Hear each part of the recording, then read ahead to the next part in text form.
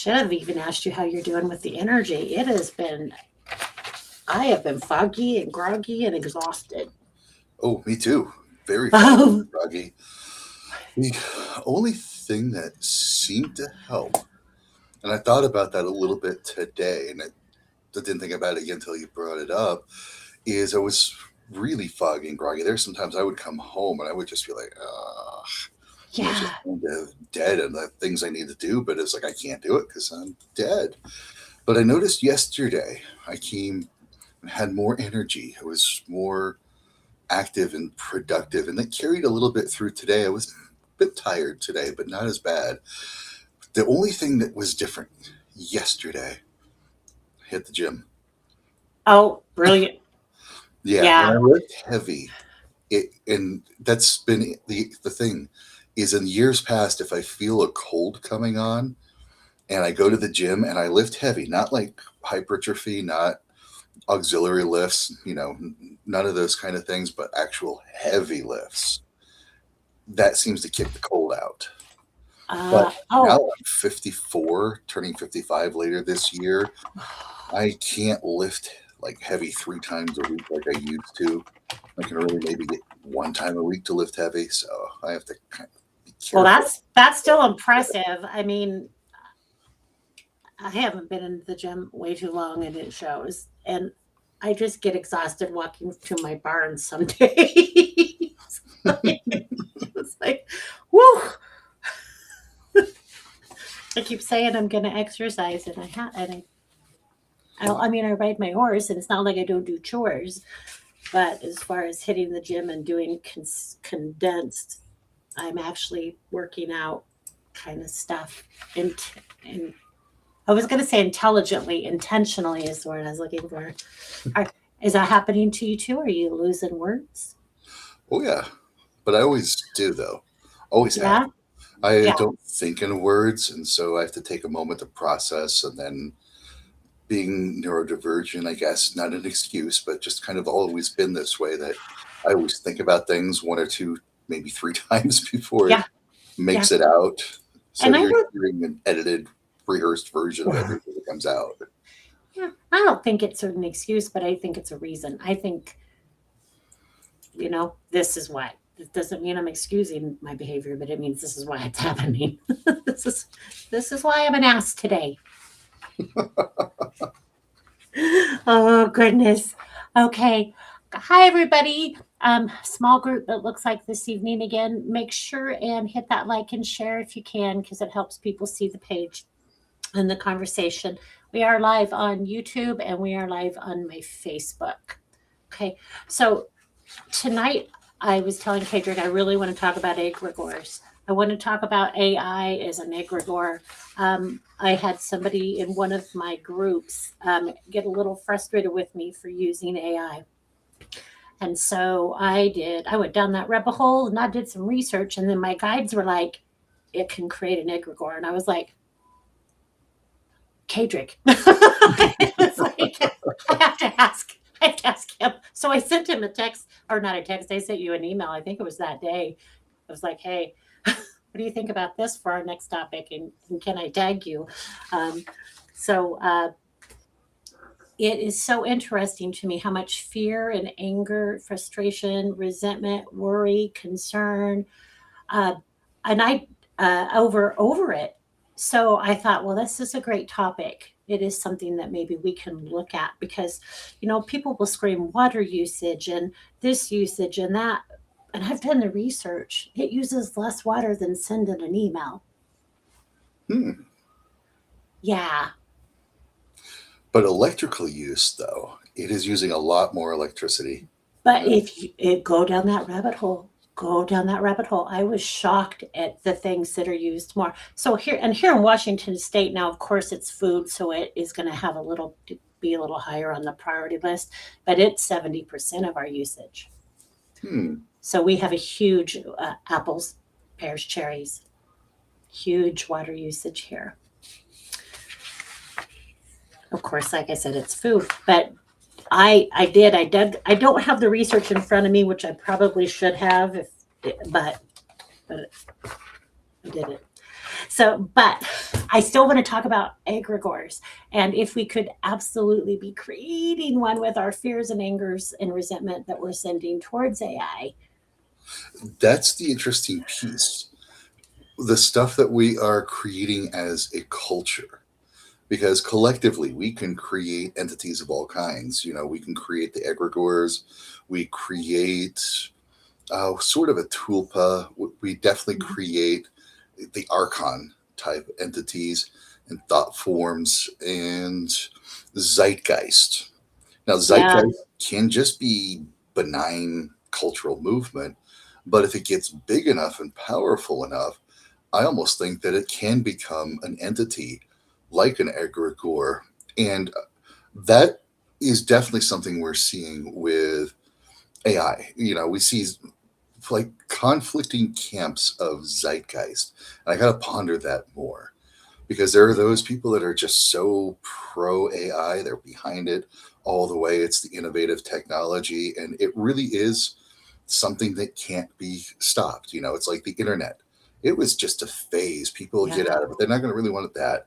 yeah, Uh, VHS and DVDs, it's just a phase. People are not going to want that. They're going to want to go to the movies. yeah. When it came to CDs, no, it's just a phase. People are always going to want records and cassette tapes. Cars, people, well, they're not going to want automobiles. They're Oh, always they're going to like want a horse and horse. buggy. I vote for that. So, with every bit of innovation that we have seen, there have always been two camps of zeitgeist: those who fully embrace it and those who reject it for various reasons. And all of those reasons are legitimate. But it's just one of those things that, like the internet, it became an unstoppable force. And look where we are today. It is an integral part of our society. Yeah, And yeah, I think the biggest part that's fueling the zeitgeist, when I think about it, is the pace of technological advancement is increasing. So, like when horse and buggy were phased out for automobiles, there were decades for that hmm, to happen. When we went from movie theaters to VHS and DVDs, there were still a couple of decades. yeah. Even the internet took maybe about a decade, but it's getting faster and faster. And so Gotten now so we've got AI, and it is just, you know, my wife and I were talking just like a year ago, 2 years ago. If you were looking at an AI generated video, we were laughing at it. We thought it was yeah, hilarious. It was yeah. just dumb. But now you look at it today, and sometimes we have to take a pause and go, Wait a that second. Yeah. AI created, or was It that? it startled me in the beginning. I think my first exposure to it was on the America's Got Talent. America. So on that show, somebody had made this video of Simon Cowell, and he was singing, and I thought that's dangerous. I mean, everybody was oohing and on over it, but my initial thought was that's freaking dangerous. That is scary. So there are parts of it that do scare me. I can't, or I don't want to say they scare me. I find it, well, I don't think it's going to be safe for some of humanity. I do think they're going to use it for bad. Oh, certainly. I mean, for example, last month or so, I remember seeing that there was an earthquake off the coast of Japan and Mhm. there were tsunami warnings. Yeah. After client time, I sat back down, was kind of scrolling through the phone, and came across two posts on Instagram Right. showing that this big tsunami is hitting Japan. It's coming in, and it was video of the tsunami coming in. I'm like, oh Oh boy. no. So I went to go look it up on the news sources because I wanted more information. It was And the freaking, only news that I could find was that the tsunami warning had been canceled hours earlier. yeah. And so there's an Yeah. advantage to that. Even though I did look at that and I'm like, God, this is stupid. Why are people doing that? There's an advantage to that because recently I had been watching people's critical thinking skills decline dramatically Dude. en masse. Oh, I shouldn't laugh, but yes. But now that AI has gotten so prevalent and so difficult, more people are taking a pause, looking at it, questioning it, validating information. And that's a very good thing. That's a good thing. That is a good thing. Absolutely. So So I good think stuff. that's going to keep happening. There will be Yeah. those videos that pop up of people that say something dangerous or stupid that are faked. And Yeah. then Yeah. there are some people that are just going to buy into it and go, oh, Yes. see, because we see it Yes. happening. But we're going to see more and more people questioning that, going But to look that at is an resources to amazing validate. point, is that that's an amazing point. It's really making us stop and go, wait, again, not everybody, but the masses are hopefully going to be like, hold on, that's not true. Fake news. Somebody's, Yep. yeah, Because they're going to feel foolish if first they buy into it, second they start reposting it, and third if they start trying to do something about it, and then they get the feedback that nope, that was all yep, fake. They're going to yep, feel foolish, and so there are people that are going to do that, and then they're going to go back to critical thinking. So there's some yeah, positives to it. yeah. That's a brilliant point. I do want to put this because I thought this. She's asking what is it and how is it created, and I don't know if she's asking what a egregore is or what a the zeitgeist. How do you say that? Zeitgeist. Zeitgeist. Yeah, Zeitgeist, we the talked about German that last word. time too because it's German. Yeah, Zeitgeist. literally means time ghost. But yeah, let's Time go into that. goes. And egregore. The way I tell people that egregores are created is they are created from our collective beliefs. If we believe in something so much collectively, we give it a name, we give it a form and a function, and then Yeah, we keep repeating these stories over and over. Our belief feeds into it. And yeah, as a burgeoning baby egregore, it will do things that we expect it to do because it reinforces our belief. We human beings love cognitive bias. And then when we see something happen, we're like, oh, see, I think what was right. That's real. yeah, There's our belief. It feeds into it. So yeah. these egregores have an intrinsic motivation of survival to spark that belief within us. Right. So they will fulfill that function by whatever they need to do, positive or negative. And then we get that confirmation bias that reinforces our belief. Yep, it's real. And Yep. that thing gets fed. And then the more people start seeing it, the more people start believing it, the bigger it gets, the more influential it gets, the more belief starts to come out. And egregores take on all sorts of things. There could be just like a little community based egregore, maybe something that affects the power. I don't know. But then there's the big collective one. And I always like to talk about my favorite egregore that And everybody experiences on the oh, 24th of oh, December. Christmas. Yeah, Santa. Yeah, Santa. yeah, you feel that I know Christmas him. in the air, you feel that generosity, you feel that little magic in the air. That's Santa. Yeah, that's awesome. So, Jennifer is asking like Bigfoot. I don't. I believe Bigfoot is real just because of things I've seen and experienced and what my guides have told me. I absolutely believe in Bigfoot. I do.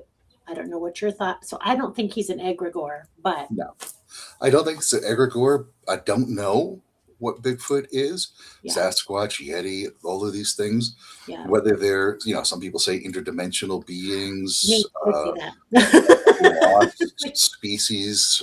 Yeah, I don't know, but there have been enough sightings from credible sources. There's been enough documented evidence that hasn't been confirmed in a scientific way, which is fine because science needs to base things on what it knows.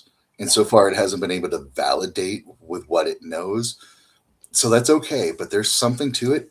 I think the Bigfoots are real, but I don't know what they are or how they work yet. yeah. I absolutely think they're interdimensional. I've had some really weird experiences on a psychic level, being in the mountains, hearing a whistle, Hmm. feeling some weird experiences. We were driving and I saw something, and it was more of my psychic sense than it was my physical eyes, but go in between dimensions. And it was quite like, okay, okay, either I am insane or I just saw the coolest, weirdest thing.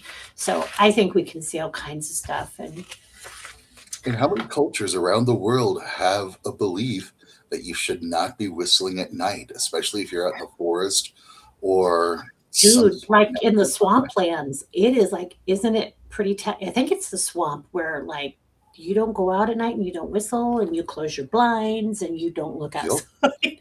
I Yep. mean, Appalachia is the same part way. of me Close wants your to blinds just at go night. there to experience. Part of me is like, let's just go look. I'm with you on that. I am, because Appalachia, they're one of Yes. those cultures that say don't that you need to Yes. close your blinds at night, don't go out. They agree with the don't whistling, but that part of me is like, what's out there? Not that I don't trust the folklore. Actually, I Exactly. fully do. The people that have lived there for generations know what they're doing. Yeah. I trust that they know what they're Yes. doing, and I will believe them hands down. And I'm still curious. Yes. Me too. I still want to be like, I just want to just go out and just for a minute. I mean, I would trust my gut. If my guides would be like, don't do it, then I wouldn't. But if they didn't tell me don't do it, I'd be like, okay, let me just go see what that is. Can I talk to it? I don't know. I mean, that's my approach to spirits is always talk to them. Just talk. That's I've learned that so much instead of running. Just stand there, be patient, be present, and talk to it. Yep. Um, but if I mean, like, if it was a bear, I Well, yeah. probably I don't know what I would do. I mean, I have an idea what I would do, but You crouch down, you bend over for sure, and you walk away slowly backwards and hope for the best because in bare body language, standing upright is a sign of aggression. yeah, And yes, so yeah, we have to bend over and kind of back away. yeah. Because you have, I mean, we have bears here, but you probably have a lot more where you're at. There have been not quite where I'm at, but when I used to live in Boulder, Oh, a lot fair. of the trash cans on the west side of town were bear proof Yeah. because they Oh, would come yes. into the neighborhoods, and so would Yeah. mountain lion and Yeah. deer and elk. It was Yeah. definitely not a place where you put your head down and just keep to yourself. You have to keep your head both Right. up Pay and attention. on a swivel. Right. Yeah. Pay attention to what you're doing. Yes. Uh, okay. So Bigfoot for the next live. Maybe we'll channel some Bigfoot energy. I have to admit, I don't know enough about Bigfoot to carry a show. I'll have to admit that. We have a casino here who actually puts on a big Bigfoot convention every year, and it's just Nice. maybe 20 minutes down the road or 20 miles. Okay. I've always thought they're real. Thank you for the clarification. You're welcome. I totally believe in them.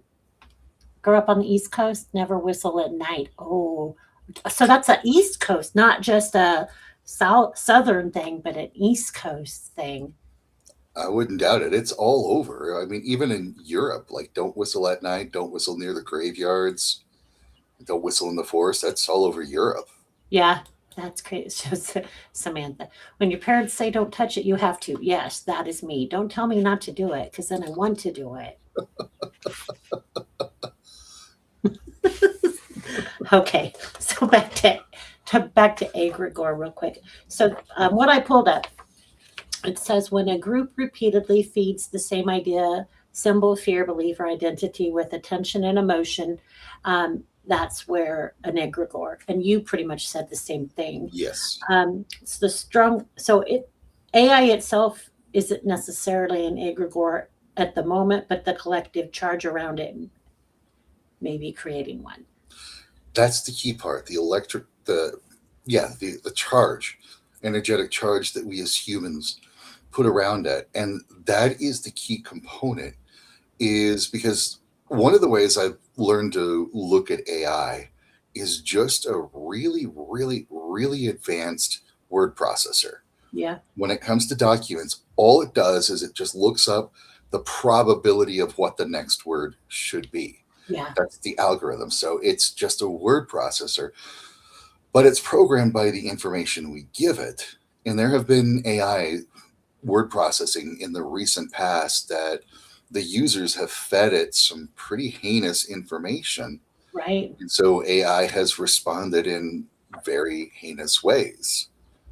Like if Yeah. you get a bunch of people saying, "Are you going to take over the world? How are you planning on destroying the world?" It's like AI processes that information And that becomes not its mindset, but its programming on how it puts words together.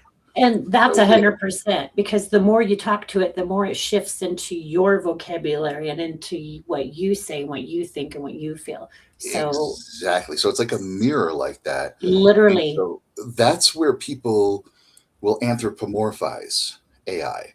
mhm, And we do that, just looking at the back of a car, we see faces, that's a human nature to yeah, anthropomorphize things. And when we start seeing AI doing these things and it scares us, again, we're motivated by fear.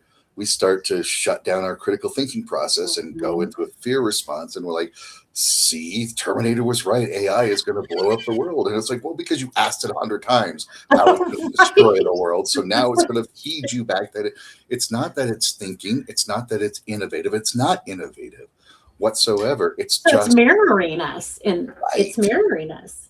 Right. So we have to be conscious, and that's the key word. We have to be conscious about what we are feeding into AI.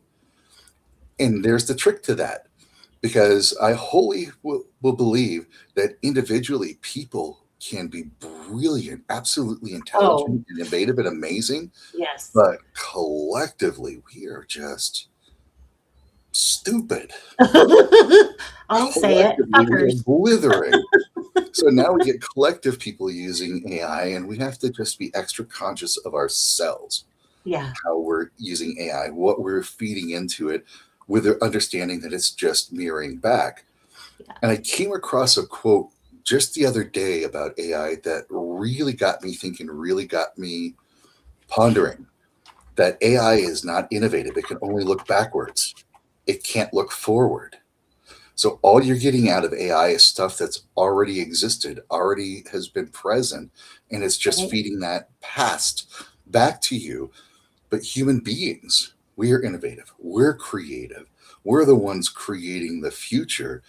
And so if we lock ourselves only into AI and only that feedback system out of AI, we're kind of giving up our innovation. So where we can get more critical thinking, we also could lose our innovative skills if we're Yeah, over relying on AI. yeah. That made me laugh, so I had to throw it up here. See, come here. We will teach you the words. You have a plethora. You have a very large vocabulary, so that's fabulous. Kendra wants to know, what do you think about little people? I've heard of stories here on. So I live on, yeah, Yakima's reservation land. So she's a local. Stories here on the Yakima Reservation. So shapeshifters, skinwalkers. There are people who won't even say the word. Like if you say it too many times, you'll summon them. Hmm. If you go up, so I literally live just 30 minutes from the very from Tampico, which is a reservation. Um, and going up in there, a lot of people. There's so many stories about skinwalkers and little people, and don't talk about them and don't talk to them. And it will terrify people if you start to talk about them. And that's unfortunate to me too, because every single culture in the world on this planet, I mean, every single one of them, has folklore about little people. Icelanders call them Hulda folk. In the Gaelic cultures, they're the Fae folk, the Yes, yeah, Tuatha De Danann. They are everywhere. And we have to also remember the history. If we look, and I'm going to get in trouble here a little bit, but if we look at pre do it. Christian stories, every single culture got along well with it. They knew when to be careful. They knew not to disrespect them and what was considered disrespectful, Yeah. but they cohabitated well with each other. Yeah, and that's another thing is they're fed this that we're taught that all these different things, sprites, nymphs, fairies, that they can be dangerous. I've not had that experience. I've had the opposite experience. I've never felt fear from them. I've always been respectful, but I've never felt like they were going to eat me or do anything like scary or ornery. I do think that there has been a degree of mistrust, if not some dissent, that has grown over the decades because I'll relate one of these stories that I write about Scandinavian tales that there was a man walking down a path and he sees a water spirit sitting on a rock crying. And the water spirit was crying, and he's like, well, what's upsetting you? And he's like, because the preacher told me that I don't have a soul and that I'm going to hell and that I'm an abomination. And the man walking on the path is like, well, yep, that's right. And just Oh, kept going. And so there is that, anything that's not part of the church's demonic kind of yeah, attitude yeah, that really set them into that scary, out to get human territory. But then we are destroying their habitats without any sort of respect. And I will tell this to clients too that have had problem with land spirits in their house. It always goes back to them doing something outside. They yeah, change the landscape somehow. And I will say to them, well, if somebody came over and bulldozed part of your house, you're not just yeah, going to sit there and go, oh, well, hey, at least I got an open air room now. You're going to go yeah, do something about it. You're going to get some sort of right. investigation and fix it. And these land spirits are doing the same thing. You move that boulder, well, you messed with its house, and it's going to come mess with your house. So it needs Yeah, a little bit of mea culpa, a little bit of reparations made, and then learning who they are and getting to know them and connect with them. So yeah, we do have to be careful because of that resentment that's been building. But at the same time, we have to be respectful, and we can. I've proof that we can rebuild those bonds and those connections oh, with absolutely, little people. yeah, yeah, I absolutely believe that too, that you can rebuild. Um, Allison is asking, but humans as a collective, can we be trusted with this? And I think that was when we were talking about AI still.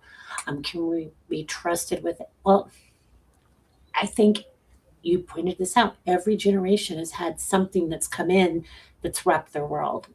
That's bad. That's dark. Don't do that. Elvis, shit, he was just dancing and people lost their minds. Oh yeah. I mean, don't swing your hips. I mean, Heck, even jazz was the devil's music at one point. Now it's like thoroughly respected. yeah. So it's the new Elvis or it's the new jazz, it's the new whatever, the new record. Exactly, it is. Innovation scares people. That's fine. I understand that. And then we tell our collective stories about how innovation is scary, and there's some validity to that. But at the same time, we have to take the time to recognize what are the fear based narratives that are being driven by the innovation? What is the Yeah, reality behind it? Do our critical thinking, do our research, and then find what resonates with us and what applies with us. And like I said, AI is not going anywhere. So whether we can collectively handle it or not, too yeah, bad. yeah. So It's that's here. where we have to make the conscious decision of what we are doing. Yeah, There's always going to be the jerk out there that's going to feed AI something horrible. There always is. But the more of us that are more conscious, more aware, get together and we start feeding AI something more conscious and more higher level, that will improve. And as those new yeah. models and versions of AI come out, there's less of a chance of any sort of maliciousness coming out of it. Right. And I think that's truth for the consciousness as a whole. The more we can, um, the more we do good things and the more we try to help people, then we're putting that energy into feeding the whole instead of all the chaos and the anger and the. So we all have a part to do. We all have a part to play. What Exactly. part are we playing? Are we going to be the Exactly. asshole or are we going to do something to make it a better situation? But that's where See. we can start sort of creating that AI, or not AI egregore, maybe a simulated egregore. That if we have enough people feeding AI the same kind of information, it might, I don't know, just a thought here, just kind of a Well, thought experiment, creating a synthetic artificial egregore, sort of a ghost in the system yeah, that responds to certain words, certain topics in a certain way. That could be possible. Sort of think of it maybe as a sub personality of right. AI. Just like we all have sub personalities, inner child, inner parent, inner critic, all those kind of things. There could be I don't know, but it's just a thought experiment. Sub personalities within AI that could almost be reflected like an egregore. Yeah, that actually makes sense. Well, if you can create something that has dark energy, you certainly can create something that has light energy. I mean, Santa has light energy. Correct. And I Correct. want to do the Will Ferrell. I know him. I know him. That's a fun movie. I love the movie. It's the best. Oh goodness. Um, I want to know what an egregore could potentially do. I did pull up a list. Shape perception can make people see AI through distorted lens as a savior, a monster, an oracle, an enemy, a god, or a replacement. Yep. Dude. Amplify fear can turn reasonable concern into collective panic, Yep. suspicion, or obsession. So, like the Annabelle doll, Yeah. Yeah. she Because I scares think, the shit out of people. yeah, I do think that's an egregore with Annabelle. I don't think it's actually a real Yeah, spirit. There was a real spirit of a girl associated with it one time, but it's an egregore now. yeah, yeah, it's morphed. Create dependency. It can encourage people to outsource intuition, creativity, decision making, or spiritual authority to a tool. That's what I think a lot of people are afraid of with AI, is it to outsource intuition and creativity. You know, Frank Herbert. I love Dune. You know, people say, "Are you Star Trek, Star Wars?" I'm Dune.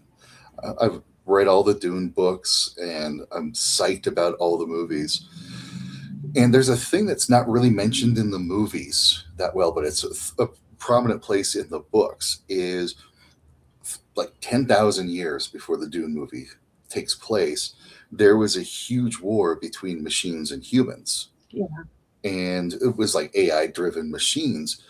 And so people will say, see, look where it could happen. But the critical piece that Frank Herbert wanted to get across is that the machines and the AIs weren't the problem. The problem were the people who knew how to use and create and program the machines and the computers were using them and holding that knowledge in so they could use it against the people that didn't have access to do that. yeah. And so it It, became this stratification, this cultural divide between the haves and the have-nots, where yeah, the haves became the dictators and the controllers and the warmongers. And that's another critical piece that we have to look at with technology anyway. You know, yeah, there will always be the people that just want to be off the grid and live. That's fine. But the people who have the technology and know how to use it, we have to also be careful that we stay on top of things and the development and the growth so that these technological systems don't become weaponized against us in a lot of ways, like the economy has. yeah, yeah. It almost feels there's days I'm like, we're living in the Hunger Games. I mean, by the silly shows that are on TV, and you're just like, oh my God, it's that's nuts. I keep seeing episodes of the Hunger Games and those really weird talk shows they did. I don't know Yes. if their hair was funny and they were. Hmm. I just am like, well, I think that that's what happened with The Simpsons because they say, oh, The Simpsons predicted all this stuff. No, they didn't. They got it in front of enough people that it created that energy. That's what I believe happened. I believe mass media gets stuff put out there. We all think about it, we create it. And then there might be what I would call the Edgar Casey effect. There, because Okay. Edgar Casey, the sleeping prophet, there is a literal library of thousands and thousands of predictions he made, Yeah. thousands and thousands. And then when one of them comes true, it gets blasted all over the place. Literally, And and people everybody, only hear about the things he got right and say, look, he's a sleeping prophet. He got all this right. And then I want to say, well, do that critical thinking and go back and look at all the other thousands that he made. Same way with yeah, Nostradamus, all the yeah, thousands of predictions made that didn't happen. yeah, yeah. And then I remember when 9/11 happened, they were saying all these things that they predicted this and the two giant eagles, and I'm like, that was never said. I mean, they will twist stuff just to kind of create something. I don't know if I'm saying that very well. Yeah, that's the problem with Nostradamus. Everything was written in those poetic quatrains, and people will retrospectively look back at events and go, see, look, that's what that quatrain was referring to. Yeah, Where yeah. before it was referring to something completely different. I'm just like,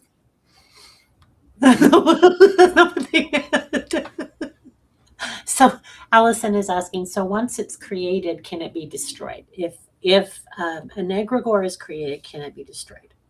well, if you get enough people to stop believing in it, but Well, that's kind of an interesting concept because we'll take a complete side road here that we'll bring it back in. When we look at classical demonology and Catholicism, and we Mhm. look to the Ars Goetia and we look to the false hierarchy, it lists 72 demons in each of those books. It gives them a name, a form, a function, just like egregores. And it talks about the benefits of calling on them, learning mathematics, learning language, building wealth. And then it will talk about all the negative, horrible things it does. But if we take another pause and we look up those names and we do the historical research on the names of all of those demons, all 72 of those demons, Uh-huh. they were beneficent and beloved deities of pre Semitic religions like the Canaans, the Babylonians, the Macedonians. And humans have a history of conquering a culture and then demonizing it. And so every single one of those Isn't demons that were interesting? beloved deities that were egregores. And then Yeah. they kind of take a shift on the egregore story as we go through classical demonology. And so they're not really demons, they were deities. But if you get enough people believing in the demonic side of it, and you go into Solomonic magic and stuff, it gets really convoluted. Yeah. They did But it with symbols too. yeah, They exactly. they It's distorted the heck. Isis, they did it with Isis. Isis was a goddess. And now they've turned her name into something fearful, something to be afraid of. that's news media trying to get Yeah. something impactful because it always struck me whenever I hear about the organization of ISIS, and I'm like, but they don't speak English, so they wouldn't call themselves that. I think more of their own term is Daesh, I think. Okay. And so that's like just our Western media that came up with that. And then people, like I said, individually, it can be brilliant. Look up those things about ISIS, but collectively, they're stupid. And they're like, oh my God, you're talking I about in, ISIS. instantly, I heard when I first started having my awakening and I joined a local group because I was trying to find my people because I was from a very conservative Western horseback riding, and you don't really talk about this stuff in there. So I need to find my people. And when they said pagan, I about ran from the building because I was taught worshiping the devil, doing all this dark stuff, sacrificing animals. That's actually more Christianity than it is paganism. If I Yeah. went down that road too. So that's one thing that I feel like I've been very smart about is I will research it. I didn't run from the building because I was like, okay, don't panic. They're not sacrificing you. And that is one of the things that I've been part of the Norse community for a long time, well over 30 years, and really heavily entrenched years past, not so much anymore.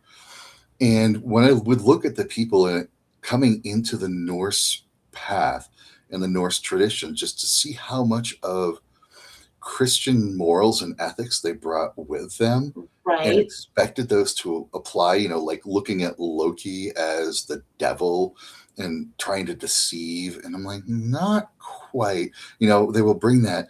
And I always felt that there wasn't enough separation brought Yeah. in, not pre-programming, not indoctrination, but more of an education, more of an illumination, enlightenment of here's what the Norse mindset was, so that it helps to start to give that compare contrast, so they can start leaving behind some of that Christian morality that they're bringing into that just Yeah. doesn't apply. Yeah. That makes sense. Okay. I had a squirrel moment and my brain just went. I don't know if I'm getting tired, but the brain fog just kicked in big time. So I apologize. Oh, not a worry. So, um, any other on that before we switch gears? Go back to, I have some more questions, I think. Yeah, let's dive into your questions. Okay.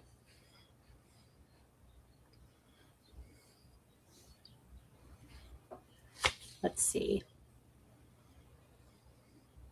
Well, I already asked this. Can AI become an egregore? Um, oh, and this even actually talks about AI being a mirror. See? Okay.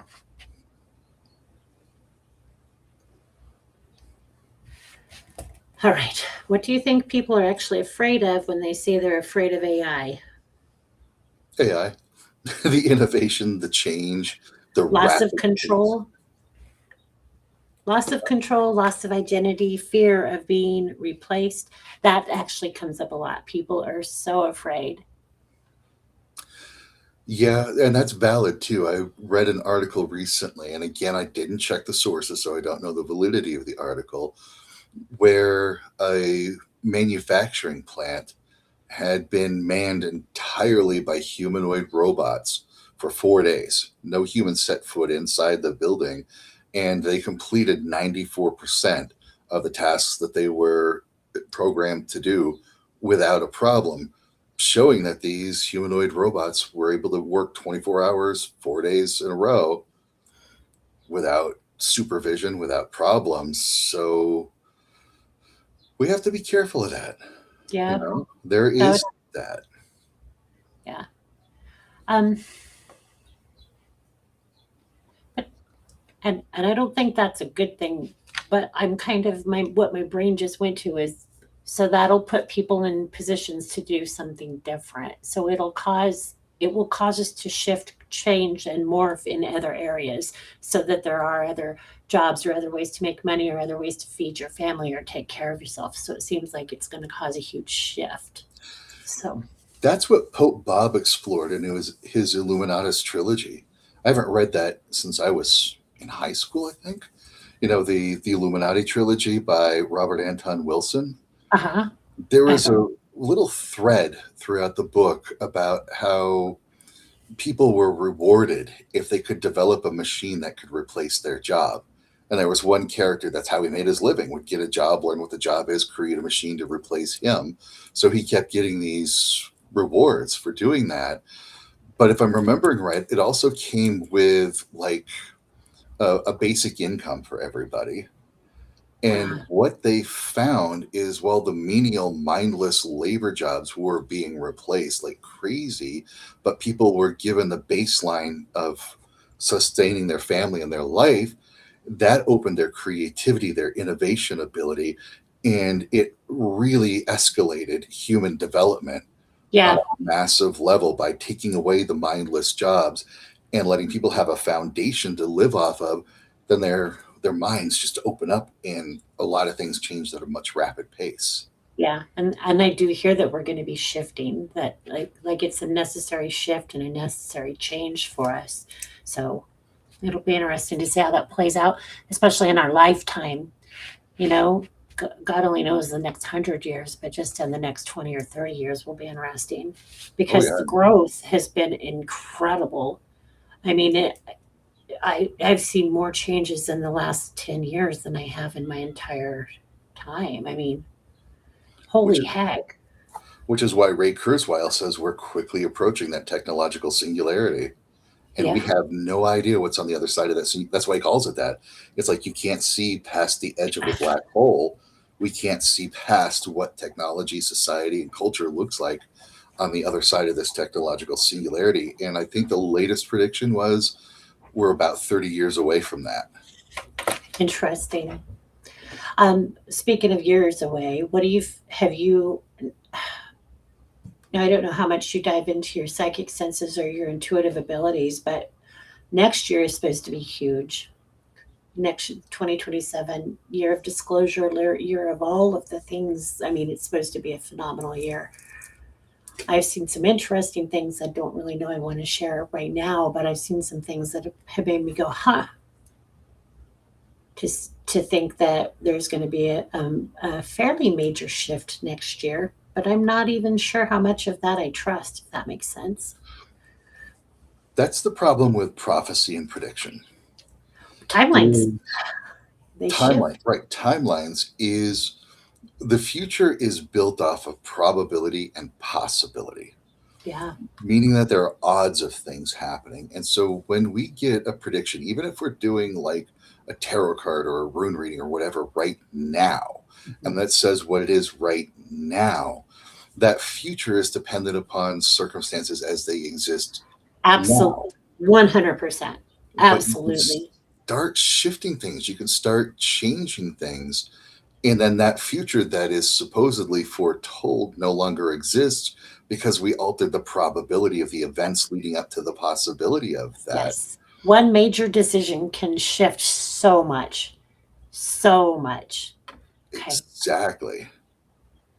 Exactly. So that's where it's like prophecy in prediction is interesting, but I always take it with a grain of salt. I look at more as a mirror reflecting the state of our current situation, Yeah.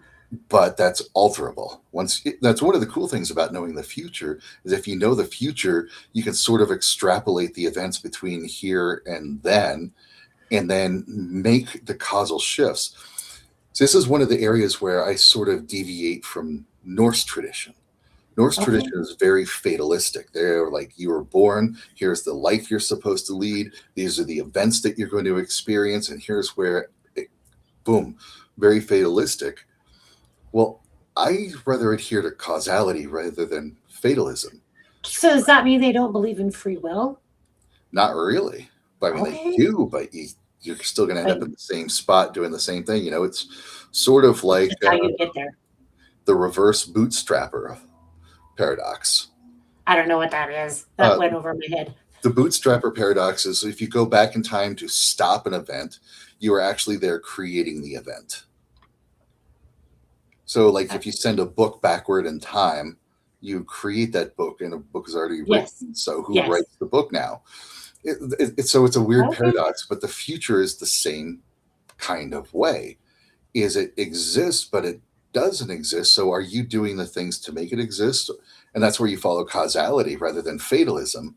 Causality means you can extrapolate the events that get you from point A to point B, and then consciously and intentionally shift the events so now you reach point C instead of B. Yeah. That's it. You know, as a psychic, when I do readings, I don't necessarily believe in the predicting the future kind of thing. It's not my jam. But every now and then, I've done a reading for somebody where I start getting this huge download of stuff. And I had one, I want to say it was last fall, and I was getting all of this information. And I don't want to say too much about it right now, but some of the pieces have already come true for this person. And it's going to be really interesting to see if this last piece does. And I will, I might share it when it happens because um, I've never, I don't know how to say that. I don't know that I've never got that kind of information or intel, but it was coming through so strong. And she was just looking at me like, what the fuck are you doing? And I think it scared her a little bit. And especially when one piece came true, because I kept getting this, because her husband is an officer, and I was like, he's getting a new car. She's like, no, he's not. I'm like, yeah, he is. And within the next week, he got a new car. And so this other piece is connected to that. So that timeline thing, just it intrigues the hell out of me, and why certain pieces of information come in so strong for certain people when I was never actually going. She didn't come to me to talk about him, so why it came out of I don't. It's so interesting to me. So that opens us up for another experiment, a thought experiment that could turn into a real experiment with AI. Because what AI is really, really good at is compiling information from more sources than we can even fathom. It can pull little bits of data and pieces and parts and all over the place. And I wonder if it's possible for somebody out there, I'm not going to take the time to do this, but to work with AI to become a predictive engine Oh, with what all the pieces and parts are and what is the potential outcome of this. And then what are the things that could prevent that outcome from happening? And what are the processes that individuals could do on a day to day basis to promote a more positive outcome? That could be a very interesting exploration of AI, and then to see the accuracy of those results. Yeah, that would be so. If anybody follows AI that strongly and you want to do a test, let us know. Yeah, because that would be amazing to have that. And that would Um, also, we have to just keep in mind it's just extrapolating based on information today, but yeah, I don't know. yeah. However, if if they keep following the same frequencies and they don't make huge changes, what is the probability they're going to end up, at point A or point B? Like I said, it's not something I typically do. So when I get those downloads, it's always like, what the heck? Okay. All right. Lisa says, I'm definitely feeling the AI shift. The job market for my career in graphic design is almost unrecognizable now. I bet it is. I absolutely bet it is. And I bet it's shifted. That's interesting that you bring that up. So um, do you use AI for your job now? Hmm? I'm I do. Oh, well, oh, no, I'm so sorry. I wonder if I'm she sorry. is, I'm if sorry. Lisa. No, that's okay. But so you do too. Hmm. So I don't know what you do. Besides, I know Well, you ghost hunt, but I what don't I know. will use it for is I won't let it write for me, but I will let it look at the work that I've got, the pieces and parts that I've got together, and then I'll say, hey, Sorry. what are some ideas? What's a great use of it recently is like I put out a survey and asked people these different questions about the paranormal, what their interests were, what their curiosity were. Most of them were multiple choice, but a couple of them were worded answer. And then I realized as I'm looking through this, my brain is going, so I took all of that data and I popped it into AI and said, analyze it. And it said, here are the topics that people are most curious about. Here's what people are talking See, about. Here's the thoughts that they want to have. And from that, and I get to probably tell you about it here first, is my wife and I are going to be teaching a class. We haven't announced it, we haven't published anything on it yet. you heard it But here next first. Saturday, July 25th, we are going to be teaching a class for parents to help children not be afraid of the paranormal because that topic's come up a number of times with clients. It came up in the surveys. Parents are concerned about what their children are experiencing and what they're afraid of, and how do they help their Yes. kids deal with paranormal activity in the house. So we're going to be teaching a class about that to That help is parents. that is friggin' awesome. Are you teaching that just for parents or for other Well, psychics? anybody who wants to join. Okay, so because I have a lot of people, that is actually one of my next. I was going to be doing an interview with a couple that do that. That because Chip Coffee used to do that, Hmm. and it made me sad when that show went off the air. But I mean, I don't know why, but because that was fascinating. It was phenomenal for those littles to have somebody who could say, "You're not nuts. You're okay. Let's work with it and let's develop that." There's a reason you came with those wide open abilities. Yep, yep, yep. So that's fabulous that you're doing that. If you send me that information, I will share that because I know a lot of people who um, would benefit from that. Absolutely. Because I've had so many clients, and I love it when parents do that because there's so many parents out there that are been taught to be afraid of the Yes, paranormal. They have a scares the lot of heck out of them. information, and their kids are now open, sensitive, experiencing Yep. something. And those parents 100% want the best for their kids. They Yes, want to keep the kids safe. But if you're working on bad information, you're not being there the best that you can be. So we're going to try to help people get better information. that's fabulous. That's fabulous and so needed to help, and it'll help so many people. I have a fly that's annoying the bejesus out of me. Okay, so yeah, send me that information when you get it, and I'll absolutely share it. Okay, Absolutely. And for people who are watching, if you go to my website, kaedrich.com, and you get the free ebook, Coexisting with the Paranormal, you'll be on the mailing list and you'll be one of the first people to hear about the class when we're almost ready to start launching information about it. Almost ready. that's awesome. I got it up there for you. Okay. Um, Lisa says, I actually love AI. I use it to improve my daily life, but I can't design anything anymore without thinking it looks like AI made it. Yeah, I get that. And you can always tell too when people are using, uh, because I think each AI kind of grabs the flavor of the month. It's like everything you see on social media, AI, it's like everybody's images look the same. Oh yeah, even just reading news articles. You'll be reading a news article and the last paragraphs, the last section of the article tends to be titled, "And here's why that matters." That matters because and I'm like, "You wrote that with AI, didn't you?" Yeah, yeah. Or you didn't do anything wrong. Or you see an overuse of M dashes, with AI. Yeah, he knows. Right. That's awesome. Yes, AI. So there's little cheat codes. There's little cheat codes for sure, so you can tell. Okay. Hi, Danette. And for everybody else, we were chatting, so I didn't get a chance to say hi, but hello to everybody. I hope everybody's doing good. Okay. All right.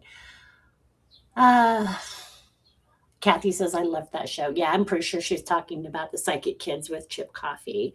And then I think he had a therapist on there too that he worked with. Yeah, that was a great show. I thought it was fabulous. And what I find interesting about those shows is most of the shows that did the debunking haven't made it, but the ones that are scary and over theatrical, those I think are still on the air. People are motivated by fear big time. It's so frustrating. I'm over here trying to debunk shit. That's not real. You're okay. Don't be Speaking afraid. of debunkers, that's one of the things I always love to bring up is, the amazing Randy. I How don't know. he was a stage magician turned into psychic debunker. Oh, And he put $1 million in an escrow account so for many. Yes. anybody in a clinical setting could prove psychic abilities would get that $1 million. The problem was he got 100% results of everybody failing. And Yeah. under any laboratory conditions for anything, that's impossible.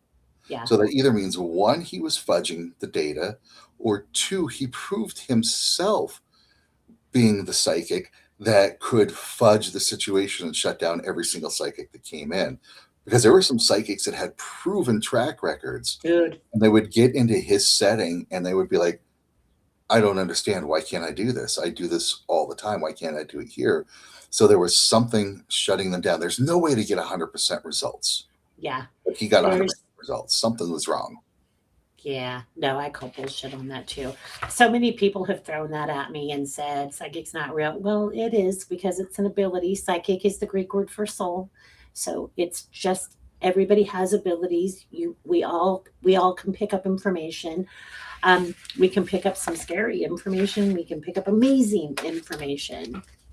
It so Absolutely. I'm like, yeah, I didn't know that was his name though, that who did that. So I find that interesting. Yeah, James Randall, the American or the Amazing Rand. James Rand, Randall, the Amazing Randy. the amazing Randy. Yep, that's funny. I have always wanted to go to and have some testing done just because of the amount and sometimes the craziness of the information that comes through is like, I don't even know why I know that. And I've thought it would be fun to get tested to find out what's going on in my brain when things happen, especially when it starts to tingle, when my head starts tingling. I'm like, I want to know what that is. What the hell's making my head tingle like that? Yep, yep. That would be great. That would be great fun. I'd be all in. Okay. Danette says, what do you make of James Franco and his alien friends? I haven't seen it, so I don't know, but I have heard so many people talk about that, but I don't know what happened. I don't either. I don't know anything about that, I have to admit. I don't. So, I'll Google it. My second monitor died, so I can't use it. Uh-oh. I know. I need to get a IT up here. James Franco alien has sparked widespread internet confusion after posting TikTok videos claiming he captured real security footage of an alien at his home. You know who James Franco is? The actor. Yeah, yeah, yeah. So he has alien footage. But he's also a producer, right? He probably creates things. It's They are possible. she says they're in his yard. I'm going to have to look. The thing that I find more fascinating is every single pilot, especially airline pilot and military pilot, whether they reported it or not, Yep. every single We'll one, get facts. 100% of the time, have experienced UFOs in their career. Yep. Yeah. Most won't talk about it because there has been a history of pilots losing their licenses for talking Being about it. ridiculed. Yeah. Being or family threatened, things like that. I've Yep. had my own experiences what I think with what I think was aliens, so I can't poo-poo it. Um, there is a scene in Independence Day, the original one with Will Smith, where the they've been invaded. They know there's aliens. They're finding all these pilots to go fight now the aliens that are flying these spacecraft. And one of the guys is a drunk. And he stands up and he says, I can fly. I'm a pilot. So they decide he's going to fly. And he said, I've been wanting to get revenge ever since those alien assholes kidnapped me. And everybody looks at him like he's nuts, even though they're under alien invasion. They know there's aliens. They still think he's crazy for saying he was kidnapped by aliens. So even though we know it's happening, we know things are real, we still are like, they're crazy. There's a guest that's frequently on Gaia, Richard Doty, who's got the credentials. He's been vetted. He really did work for the U.S. military. I believe it was the Air Force, and the primary job he had when he was there was to make the people who saw UFOs and had extraterrestrial encounters look like they were completely insane. Yeah. Even though they really did, Yeah. his job was not really even to debunk it, was just to make it look silly, ridiculous, and stupid. Yeah. So Yeah. people would laugh at them, ridicule, they wouldn't say anything, Yeah. and it would just discredit any information that they would get whatsoever. Yep. And part of the techniques that happen is somebody may catch a video of something real, pop it up on TikTok or YouTube or whatever, and then you will see AI generated videos of the same event from different angles that are now obvious that they're AI, they're discounted, and people go, see, it never happened. Yes. It was totally Yeah. bogus because look at all the AI crap that's out there. Right. Yep. Uh, Danette says, well, they were in his yard. I would love to see the video. Or if there's actual video, somebody tag me or show me or send it to me or something. Okay. Kathy, Melissa, is this why sometimes you channel a person and other times you hear them? Yeah. Well, I don't know what the why was. Sometimes I channel. In other words, I believe true channeling is when they speak through me. So it's they don't use my signs and symbols or my clairaudience. So instead of me just sharing the message, they share the message. If that makes sense. Sometimes I just open my mouth and things come out of my mouth. um, what causes that? I suspect it's my connection to spirit. Um, um, some have a stronger ability and they can just communicate through me. They're just like, get out of the way, I got this. And other times, maybe they're not as close to my energy. Okay. I love hearing air traffic control recordings of the pilot seeing UFOs. Yeah, that's a lot of fun. Where they're like, what the hell? Yeah, do you want to report it? No, I do not. It's some crazy stuff. Okay, I have stuff kind of scattered from my messages, but we're kind of at that time and my energy is draining. So probably if anybody doesn't have any more questions, or do you have any questions or anything you wanted to talk about? I can go on for a long time. So. That's awesome. Some days I can too. Danette sent it to my Instagram. Okay, I will check that out tonight, Danette. What does Spirit say about AI? I use it to create stuff all the time, and my guides have told me that they don't have a problem with that. It's not. I'm not using it to harm anybody. I'm using it to help and to aid what I'm creating. So my guides haven't shut me down and said, "Don't fucking do it." You know, there's an interesting thing I came across.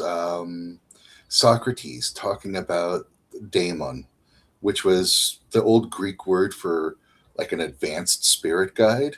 Yeah. And he would said something along the lines that it will give me the heads up when something is about to go wrong, but it won't tell me what to do about it. Yeah. Yeah. And I've seen that so many times with people's clients. They're like, yes, this is a harrowing situation. Yes, this is challenging. Now, what are you going to do about it? We're watching you. We believe in you. This is great. And they're like, no, can you give me some guidance or advice? What should I do about it? They're like, Free will. go for it. Let's see what happens. Yeah. And I think they're going to take the same approach to AI. They're like, yep, there it is. Now, Yeah. what are you going to do about it? Yeah. Free will. You got to decide. They've done it to me when I was getting ready to go into oh my gosh, what is it? An antique store. It was filled with antiques, and you can imagine the energy around there. And I went to walk in, and my guides were like, "Don't go in." It's like, but I kind of gotta. I kind of have to. I was like, shit.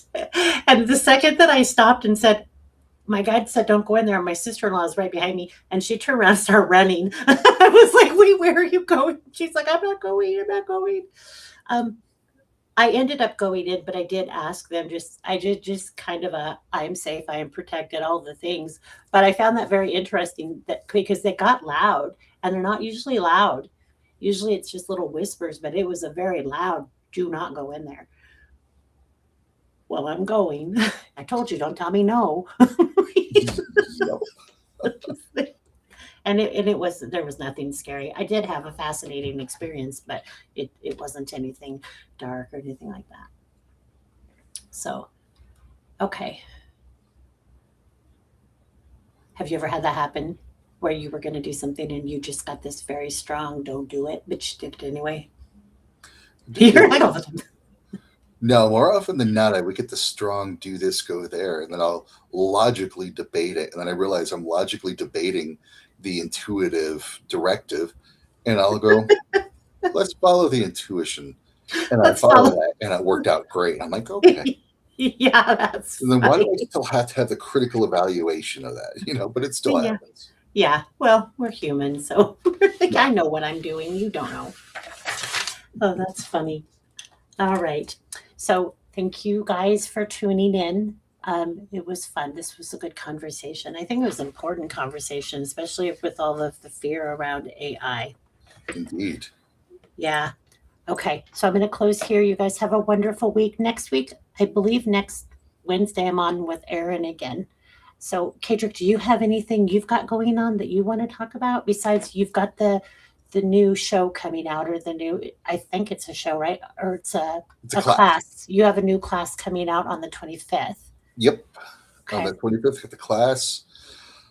Well, if we're teaching a class locally, if anybody's in the Denver area, this Saturday, the what, I can't, the 18th. This Yeah, coming Saturday, yeah, I yeah, think this that's Saturday, July 18th. My wife and I are doing a class on physical mediumship. Pendulums, dowsing rods, table tipping, Ouija boards, oh how to oh use fun. physical tools to communicate with spirit. Oh, I've never done table tipping, but I've always wanted to try it. It is interesting stuff. It was one of those things I wasn't sure about until one time I was doing a little seance meditation, and then I had a bench on the far side of the room that just started tapping on its own. I'm like, there's something. Right. Okay. And I've seen stuff move ever so slightly, but it was enough to go, oh, that's interesting. Don't throw it at me because I probably would run. That's funny. But spirit can do. I mean, like I've had my mom when she first died, she would sit down on the bed next to me and I could feel the crease coming in, like she was trying to tuck me in. And I'd be like, Mom, you can't do that. That creeps me out. Even though I do this for a living, I know what it is. My body was like, nope, no, thank you. It could be a potential idea for another episode for us together is how spirits move physical objects. Oh, I love that. Let me write it down because I'll forget if I don't. I won't forget. I will remember. And believe it or not, that discussion helps us to better understand how our souls function and how it connects and integrates with the body. It's all the same thing. I love that. That's a great idea. Okay. How spirits move physical objects. Okay. If you think of any others, let me know. You got it. Okay. All right, kids. Rochelle, thanks for being here. Mary, Nancy, Kathy, Alice, and Danette. Kathy, I'm hoping eventually Facebook will up me in the algorithm, but it has been a pain in the rear. I understand. Okay. All right. So I'm going to end this stream.